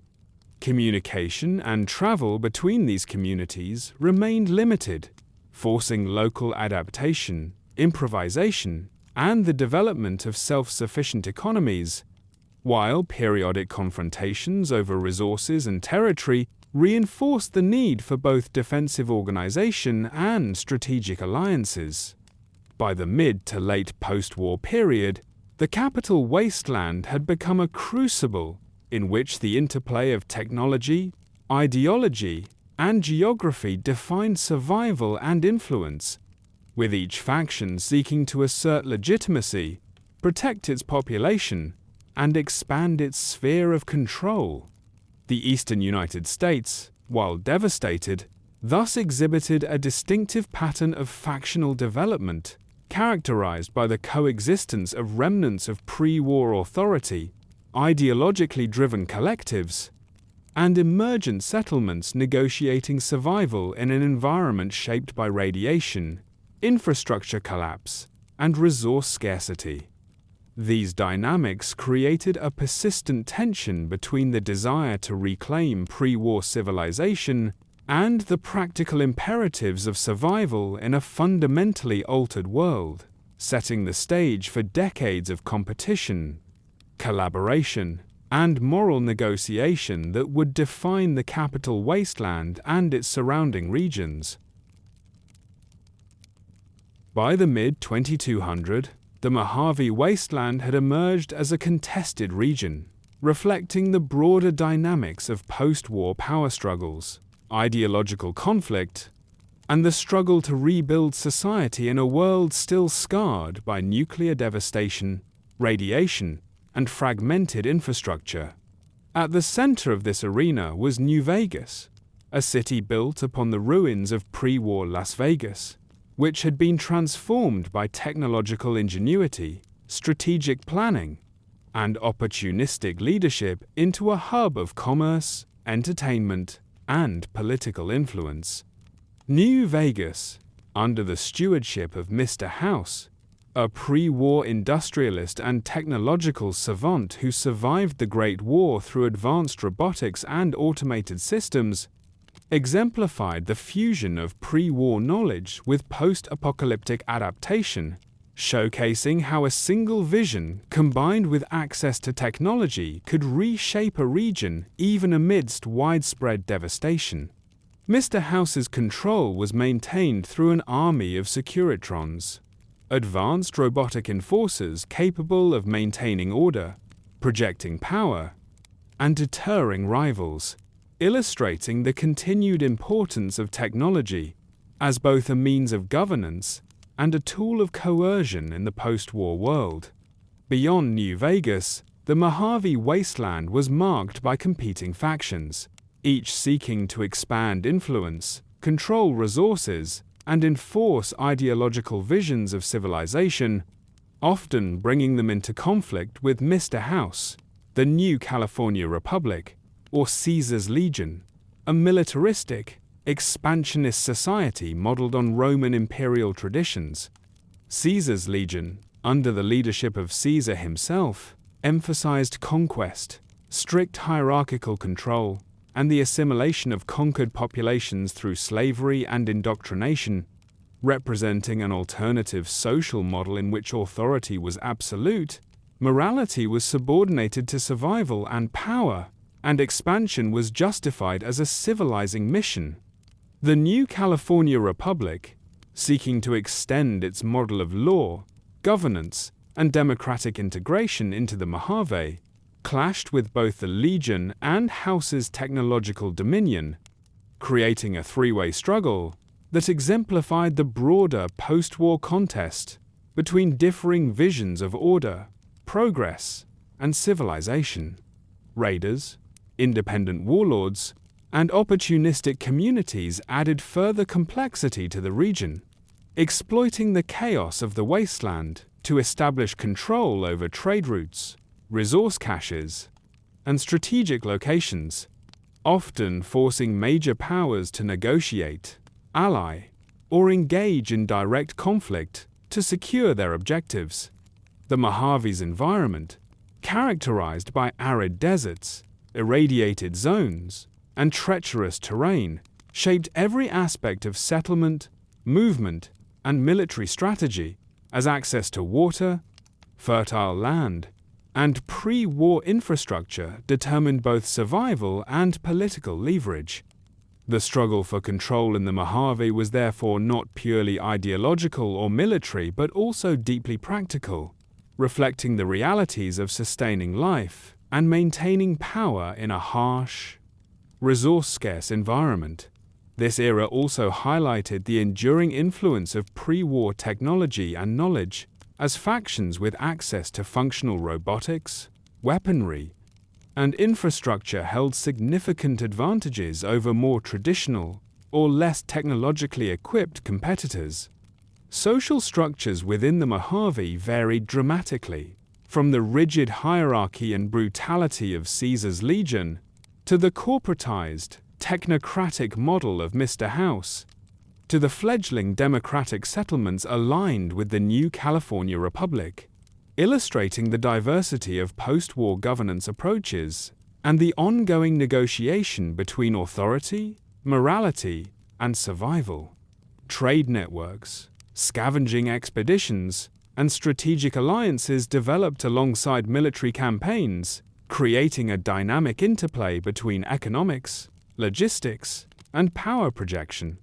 While conflict over critical resources, water, weapons, and pre-war technology remained a constant driver of regional instability. The Mojave era thus represents a critical phase in the reconstruction of human civilization, demonstrating how post-war societies navigated the complex interplay of ideology, technology, and environmental constraint to carve out spaces of relative stability, exert influence, and pursue visions of the future. This period also underscored the fragile balance between innovation, coercion, and adaptation, showing that even in a world reduced to wasteland, the ambitions, ingenuity, and strategic acumen of individuals and factions could reshape regions, set historical trajectories, and influence the evolution of post-apocalyptic culture and politics across the Western United States. Ultimately, the Mojave era reflects humanity's enduring capacity to rebuild, govern, and struggle for dominance in the shadow of total destruction, illustrating both the potential for renewal and the persistent threat of conflict inherent in a world where resources are scarce, ideology is contested, and survival demands both moral and practical compromise. In the northeastern United States, particularly in the region surrounding Boston known as the Commonwealth, post-war society evolved under a unique set of pressures, shaped by the dense pre-war population, the remnants of urban infrastructure, and the emergence of advanced scientific endeavors that blurred the line between human and machine. Central to this period was the rise of the Institute, a secretive organization operating from beneath the ruins of Boston, whose primary objective was the development of synthetic humans, or synths, engineered to replicate real people with uncanny precision. The Institute's research was driven by a combination of pre-war technological ambition, the desire for social control, and the belief that the survival and advancement of humanity required direct intervention and guidance, even if it meant manipulating, replacing, or subjugating the surface population. The presence of synths introduced an unprecedented social and psychological challenge. Communities and survivors could no longer trust appearances, as individuals who seemed familiar or benign might in fact be artificial agents of the Institute, capable of espionage, assassination, or the enforcement of institutional agendas. This pervasive uncertainty generated widespread paranoia, reshaping social interactions, governance structures, and survival strategies across the Commonwealth. As factions and settlements struggled to identify allies, assert authority, and maintain cohesion in a landscape where deception could be absolute and betrayal invisible. The Institute's technological superiority, encompassing robotics, advanced energy weapons, and the clandestine production of highly capable synths, allowed it to exert influence indirectly, often manipulating events without revealing its presence, while public knowledge of its activities remained limited, fueling rumors, fear, and conspiracy theories that fragmented trust within and between communities. Outside the Institute, other factions responded to these developments in varied ways. Some sought to destroy or oppose the organization through guerrilla tactics, espionage, and alliance building, while others attempted to negotiate or coexist, leveraging access to Institute technology or knowledge to gain advantage in regional conflicts.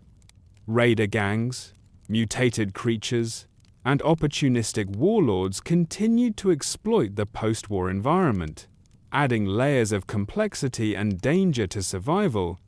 But the shadow of synthetic infiltration and the moral dilemmas posed by artificial humans became defining features of daily life, influencing decisions about recruitment, trade, and governance.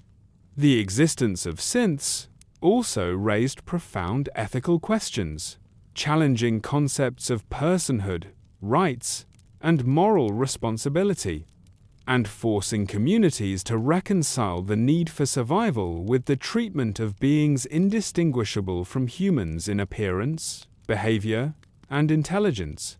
Water, energy, and food remained central sources of tension, yet control over advanced technology became equally important, as factions with access to pre-war robotics, manufacturing capabilities, and Institute-derived innovations could project power and enforce compliance with unprecedented efficiency.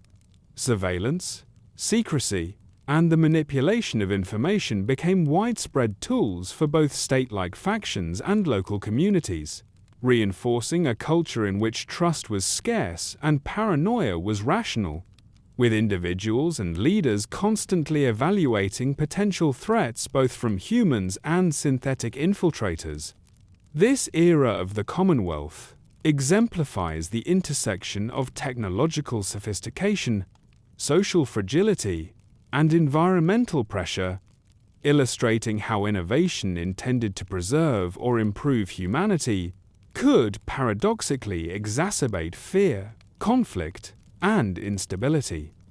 Over time, the struggle for control, survival, and legitimacy in the Commonwealth laid the groundwork for long-lasting political, social, and technological structures that would define the region for decades, influencing how communities interacted, how resources were managed, and how ethical frameworks adapted to the challenges of a post-apocalyptic society dominated by uncertainty. The age of paranoia thus became not just a period of survival, but a defining cultural and psychological epoch, where the lines between human and machine, ally and adversary, truth and deception were constantly contested, and where the consequences of pre-war technological ambition reached their most profound and unsettling expression in the social fabric of the wasteland. By the time of Fallout 4 and Fallout 76, the post-apocalyptic United States had entered a phase in which the accumulated consequences of war, experimentation, and human resilience converged to create a complex, fractured, and often unstable world, where the struggle for survival, power, and identity continued against the backdrop of lingering radiation, environmental hazards, and technological remnants of a civilization long destroyed. In the West, the new California Republic had expanded its influence, yet its reach was constantly challenged by competing powers, internal corruption, and the persistence of raider bands, highlighting the tension between attempts at order and the realities of a harsh wasteland environment. Caesar's legion, though fragmented after decades of conflict, remained a potent ideological and military force, illustrating the enduring appeal of authoritarian and militaristic governance models in a world shaped by scarcity, danger, and social instability. Mr. House's New Vegas had maintained relative stability through technology, automation, and centralized control, but the limits of such a system were increasingly apparent, as both environmental unpredictability and the ambitions of human actors created persistent threats to his dominion. In the East, the Institute's control over synthetic technology had left deep social and psychological scars, as communities struggled to reconcile survival needs with questions of trust, personhood, and ethical governance, while the Brotherhood of Steel and remnants of the Enclave continued to exert influence through both protection and coercion, preserving technological monopolies and shaping the evolution of power in the region. The emergence of new settlements, independent towns, and survivor coalitions illustrated humanity's enduring drive to rebuild, innovate, and establish governance. Yet these communities were continually tested by environmental hazards, resource scarcity, internal disputes, and external aggression, producing a dynamic and unstable political landscape. Advances in pre-war and post-war technology, from robotics and energy weapons to crude medical innovations and the adaptation of pre-war infrastructure, enabled pockets of civilization to thrive. But access to such technology remained uneven, reinforcing disparities in power, security, and social cohesion across the wasteland. Raider gangs, mutated creatures, and natural hazards continued to exert influence over daily life, ensuring that conflict, resource competition, and survival strategies remained central to human experience, and forcing both communities and individuals to adapt constantly to shifting threats. Trade networks, both formal and informal, emerged as critical lifelines, facilitating the exchange of food, water, technology, and knowledge. Yet these networks were fragile and susceptible to disruption by environmental challenges, raiders, or factional disputes, emphasizing the precariousness of even the most organized post-war societies. Ideological diversity persisted, with some groups emphasizing democratic governance, law, and communal cooperation, while others adhered to authoritarian rule, technological monopolism, or quasi-religious doctrines, reflecting the wide range of human adaptation strategies and the enduring influence of pre-war conditioning on post-war social organization. Environmental degradation, including lingering radiation, contaminated water, and mutated flora and fauna, remained a persistent challenge, shaping settlement patterns, agricultural practices, and the conduct of warfare, while highlighting the long-term consequences of nuclear conflict and industrial exploitation. In this modern wasteland, humanity faced a paradoxical reality. The capacity for ingenuity, rebuilding, and moral reasoning coexisted with persistent danger, scarcity, and ethical ambiguity, demonstrating both the resilience and fragility of post-war society. The uncertain future of humanity was defined by the interplay of surviving technology, factional ambition, environmental constraints, and the ethical dilemmas inherent in survival, where decisions made in the pursuit of security, power, or ideology could have consequences lasting generations. This era represents the culmination of centuries of adaptation, struggle, and social evolution following the Great War, highlighting the ways in which human societies can persist, rebuild, and innovate even in the most hostile environments, yet also underscoring the fragility, unpredictability, and enduring consequences of the choices made in the shadow of catastrophe. The modern wasteland stands as both a testament to human resilience and a warning. Survival is possible, civilization can be reconstructed, but the scars of war, experimentation, and environmental devastation ensure that the path forward will remain uncertain, contested, and defined by the continual negotiation between survival, morality, and the ambitions of those who inhabit it.